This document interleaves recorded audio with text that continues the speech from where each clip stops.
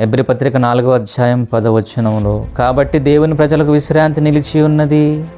ఎందుకనగా దేవుడు తన కార్యములను ముగించి విశ్రమించిన ప్రకారము ఆయన యొక్క విశ్రాంతిలో ప్రవేశించువాడు కూడా తన కార్యములను ముగించి విశ్రమించును.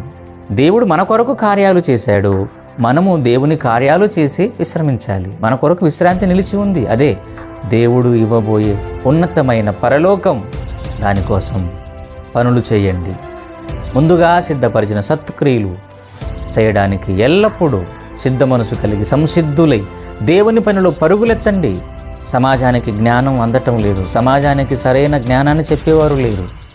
జ్ఞానాన్ని కలిగిన మనం, జ్ఞానాన్ని నేర్చుకున్న మనం ఈ జ్ఞానాన్ని దాచుకోకుండా అనేకులను ప్రభు వైపు మళ్లించటం కోసం ఈ జీవవాక్యాన్ని చేత పట్టిన మనం సమాజంలోకి వెళ్ళి ప్రకటించాలి. సువార్త పనులు, సత్క్రియలు, ధర్మకార్యాలు ఇవన్నీ ఎవరు చేయాలి? క్రీస్తు రక్తము చేత కడుగబడిన మనం, పరిశుద్ధ జనముగా ఉన్న మనం, రాజులైన యాజకులుగా ఉన్న మనం మన తరము వారికి సేవ చేయటంలో మన ప్రాణాలను అర్పించాలి. పనులు చేసి పరలోకానికి వెళ్ళిపోవాలి.